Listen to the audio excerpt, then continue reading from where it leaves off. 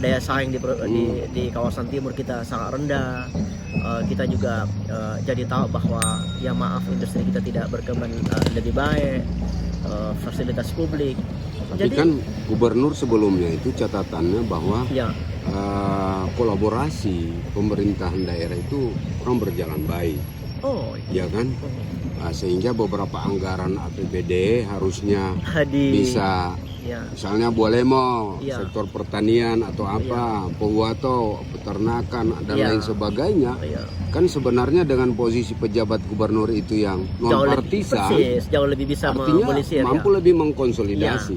Nah, Nah, menurut Pak Basri, ini Saya sependapat Pak Penjagob harus, tidak enak menyebut harus ya, tapi saya mudah-mudahan beliau, tapi bisa juga kita katakan harus karena beliau pejabat publik, untuk beri perhatian. Dan saya pikir timingnya dalam hitungan minggu, karena sekarang APBD sedang direview, ya, dan itu artinya saat yang baik untuk melakukan konvergensi kegiatan. Enggak usah banyak-banyak, yang penting ada prioritas 1, 2, 3 hal sajalah. ya, Bolemo kemarin berteriak bahwa mereka punya desa-desa yang ekstrim kemiskinannya. Ya. Kita sekarang di angka 15%. Kalau itu katakanlah agak dihandle, maka menurut saya Pak Penjagob harus menemukan sarana untuk mengenali Gorontalo yang sebenarnya. ya, Saya agak ragu kalau beliau, ya dengan segala hormat, kalau terkecoh dengan pola-pola lama, dengan segala hormat, karena saya juga bukan orang baru, saya 25 tahun berkarir sebagai peneliti. Saya kira banyak pejabat publik kita yang tidak mengenali betul daerahnya karena menunggu laporan-laporan tangan kedua, ketiga. Dan beliau karena punya background peneliti, saya kira punya kewenangan, punya hak untuk bercakap dengan siapa aja untuk memastikan itu. iya, ada akses data dan lain sebagainya. Sangat. Dan sekarang ini menjadi menarik. Terima kasih Bung Ridwan menanyakan itu. Sekarang kita baru menyelesaikan sensus penduduk long form dari 2020 kita lanjut. Jadi Pak Penjagob sekarang punya momentum di mana apa yang disebut sebagai evidence based development itu, bukti-bukti empiris, analisis ilmiah, itu sedang waktunya cukup tepat. Tetapi ingat, ada banyak pejabat kita yang kehilangan momentum karena ada banyak yang dia tidak bereskan pada dirinya. Sementara sensus ini merupakan database sebenarnya. Sangat. Dan kali ini adalah kali pertama dalam sejarah itu kita mengutak-atik banyak hal. Tadi saya baru diundang oleh BPS. Hari ini saya bicara BPS panjang lebar isu-isu migrasi. Sekarang kan kita sederhana. Jambu yang kita makan, sayur yang kita makan itu dari mana itu? Dari mana? Iya, betul. Kota ini kalau kita lihat toko-toko besar, siapa mereka? Ya, artinya apa, tanpa kita bermaksud suku-suku, karena kita satu bangsa. Dan Pak Penjagob ini kan hidup di banyak arena, dia lama di Manado, jadi sangat paham. Jadi aku pikir Pak Penjagob dengan jaringan yang ada, saya kira harus mempertegas kembali kekuatan-kekuatan sosial ekonomi di daerah ini. Karena daerah kita ini homogen kok, nggak ada orang. Kita punya kesungkanan satu sama lain yang baik. Dan coba perhatikan Pak Penjagob, di setiap acara selalu dia menggunakan kedinasannya, kecuali di acara di malam hari. Lambang dipakai, itu menunjukkan bahwa beliau mengatakan bahwa di pundak saya adalah amanah. Di pundak saya adalah amanah. Tapi jangan, saya kira, men-tracking empati normatif seperti itu. Maksudnya? Ya, artinya adalah bahwa orang selalu, oh iya Pak Penjagob kita netral. Oke, tapi kan orang bertanya, Pak Penjagob, ini sekarang lulusan kita banyak nih, anak cerdas itu mau diapain? Saya mendengar cerita langsung dari beliau, tidak usah disebutkan karena tidak etis di sini. Menurut saya beliau punya kepekaan praktikal yang sangat bagus. Kalau ini digerakkan, saya kira beliau punya kepekaan sektoral, tidak besar tapi itu menyentuh. Istilah saya itu sejenis akupuntur perubahan. Nah, kalau itu bisa diefektifkan, katakanlah ada semacam coffee morning setiap bulan dengan teman-teman media, dan beliau menjadikannya sebagai wahana untuk mendeteksi apa yang terjadi. Tidak perlu terlalu GR mengganti pejabat. Mau diganti-ganti pejabat siapa juga, ini juga kok. Ini juga. Menurut saya justru yang penting sekarang adalah transformasi yang ada. Kebiasaan saya kira mengutak-atik pejabat itu maksudnya tidak begitu sehat. Sekarang pastikan apakah orang bekerja, Pak Penjagob itu selalu bercakap dengan semua elemen masyarakat. Ada mekanisme. Nah, ini yang penting nih. Mekanisme monitoring dan evaluasi. Dan kalau itu terjadi, kalau saya lihat ada dua kira-kira yang boleh beliau cross check. Satu adalah mudah-mudahan beliau bisa menemukan mekanisme ekstra yang kira-kira memvalidasi apa yang terjadi di Gorontalo kita. Saya ulangi, untuk memvalidasi apa yang sebenarnya terjadi. Lalu yang kedua itu adalah kemampuan beliau untuk membuat lebih efektif. Saya senang dengan Bu Ridwan menyebutkan tadi, ini gimana nih kolaborasi dengan kabupaten kota. Contoh kabupaten sangat besar, penduduknya makin besar sekarang, Kabupaten Gorontalo stunting. Tapi semangat inovasi dimiliki misalnya oleh Bone Bolang.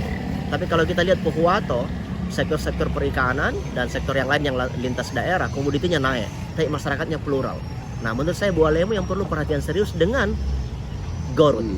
Saya terus terang mau mengatakan Garut itu Pak Penjagob beri perhatian. Saya lihat Pak Bupati sekarang, saya menangkap kesan itu kok acaranya lebih banyak. Hindari jargon-jargon yang berlebihan. Sekarang bekerja yang baik.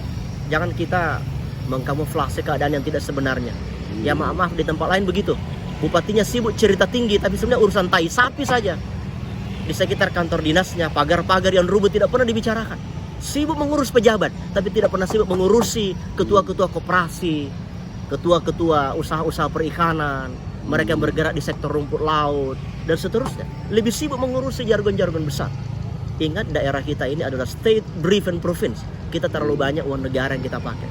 Jadi kalau kita ngomong data, jangan hanya serius, tapi harus juga bahkan siap untuk sedih, untuk prihatin. Saya kira keperihan seperti inilah pada tingkat tertentu yang dimiliki oleh Pak Penjagob. Sekarang anak-anak kita banyak sekali yang berprestasi. Itu belum pernah dikumpulkan. Saya berharap di Agustus ini masih ada waktu. Saya kira kalau boleh triwulan kedua Pak Penjagob itu menemukan 3 hal. Pak Penjagob ini kan tidak wajib punya visi misi. Oh, tidak wajib. Tapi dia harus punya impian pribadi untuk Gorontalo. Harus punya aksi. Harus. Dia harus punya aksi. Iya. Apa yang akan dia lakukan? Iya. Mau 6 bulan kayak atau enggak. mau 1 tahun atau mau apa yang akan dia lakukan? Justru beliau kalau begini maka akan tiba saatnya kalau meninggalkan Gorontalo. Jangan cuma mengesankan sebagai penjabat. Ya. Kita juga berharap bahwa dia pemimpin masa depan di bidangnya barangkali. Ya.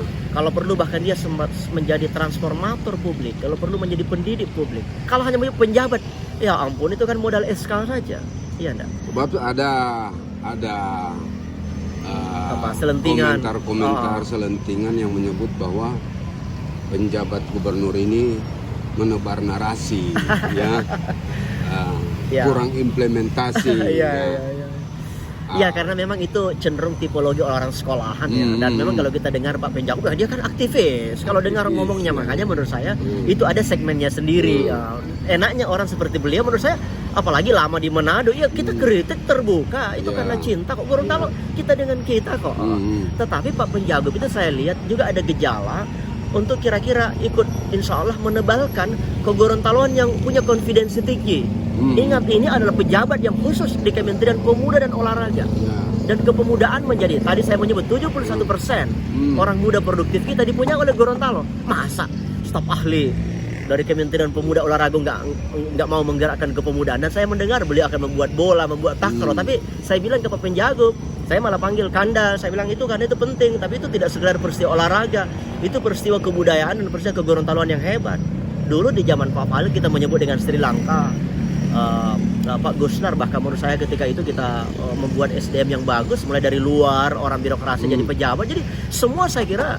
Dan enaknya Pak Penjagob kita ini punya apa ya, punya sikap-sikap etis yang sangat besar, hobi mengunjungi tokoh-tokoh masyarakat dan mengukur apa yang dibicarakan. Nah, tapi kan tidak cukup dengan etik seperti itu. Yang kita perlu ini kan apa? Estetika berkepemimpinan, bukan hanya etika, tapi juga estetika berkepemimpinan. Nah, sekarang kita berharap ada logika berkepemimpinan yang memberi semacam efek-efek. Berarti kita akan lihat, karena tentu dia tidak punya RPJMD pribadi ya. Iya. Cuma kan tidak menghalangi dia untuk bagaimana program-program sisipan yang pro terhadap generasi muda, tidak hanya sektor olahraga. Enggak. Tidak boleh. Nanti kalau sektor olahraga orang bilang, wah kalau begitu Pak Penjagob masih di kementerian dong. Saya khawatir karena dengan statement bahwa mengarahkan untuk lulusan SMA harus keluar, justru sektor pendidikan di sini akan diabaikan. Iya, bisa jadi, atau sebaliknya ungkapan itu untuk memberi inspirasi ya kan.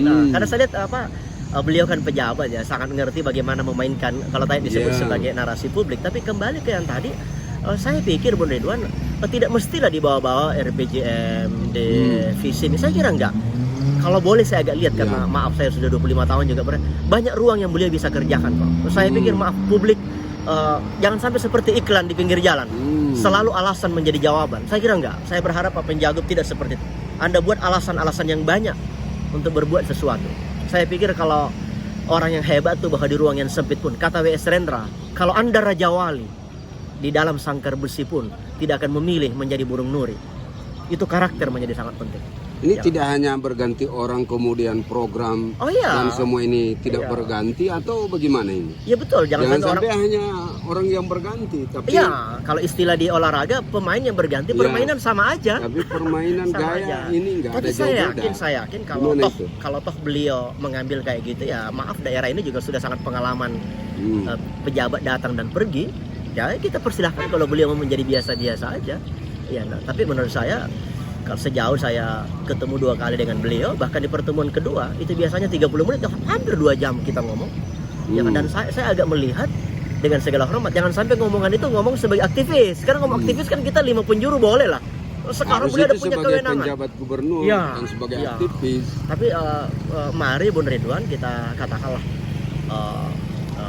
bahkan kita kontrol terus beliau dan menurut saya kita signifikansikan dan saya lihat ada 1-2 hal yang unik. Saya memang amati agak mengintai di 3 bulan pertama, saya kira publikasi beliau relatif terkendali dengan baik.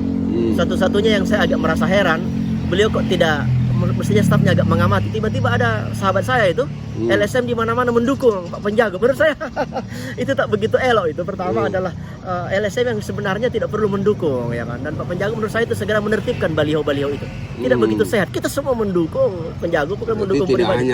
Tidak perlu tidak perlu. Tapi saya merasa mungkin pesan di balik sahabat kita LSM juga untuk mengatakan ya Penjago saya dukung terus, iya kan. Iya kan. Dukungan kami jangan disia-siakan dong, kira-kira kayak gitu. Saya nggak tahu Bung Ridwan, malah saya mau bertanya ke Anda sebagai jurnalis senior, gimana? Apa memang percakapan dengan teman-teman media yang sebenarnya loh ya? Apa pernah terjadi sama Pak Penjago atau gimana? Saya sampai hari ini belum pernah ketemu dengan Pak Penjago. Tidak ada masalah. Dan tidak perlu juga setiap kita lihat. Cuma kan artinya ini menjadi catatan. Kenapa Pak Basri perlu untuk diminta? Saya melihat Pak Basri cukup cukup netral lah dengan kondisi ini. Walaupun sudah diundang 2 kali untuk berdebat, tapi tidak mengurangi sedikit pun ya. Malah menurut saya beliau menyimak dengan baik. Satu di antaranya saya dapat bocoran dari teman birokrasi, malah Pak Penjago itu mengutip ungkapan saya bahwa jangan dong selalu kemiskinan yang diukur. Pak Penjago tolong dibicarakan. Masa orang kaya tidak kita hitung-hitung? Masa daerahnya cuma dihitung orang miskinnya? Orang kayanya nggak pernah dihitung. Ya. Closing statement. Ada harapan enggak untuk 3 bulan ke depan atau ini? Karena tugas dia mensukseskan pemilu, mengantarkan kepala daerah yang baru. Kalau sampai 2024 ya. Karena beliau juga dievaluasi. Ya. Terakhir gimana? Pertama saya kira Pak Penjago untuk mengenai transisi kita nanti untuk menjelang pemilu, saya kira Pak Penjago sudah punya pegangan dari Kemendagri dan teman-teman lain. Tapi 2 saya kira pandangan saya. Satu adalah tokoh-tokoh politik menjadi penting sebagai kekuatan sosial untuk mengantarkan Gorontalo persepsi baru bahwa masa depan Gorontalo itu nggak ditentukan oleh pemilu. Kita mulai membangun bukan logik 5 tahunan tapi logik 50 tahunan. Saya berharap Pak Penjago ngobrol itu sebebas-bebasnya kepada tokoh-tokoh politik kita.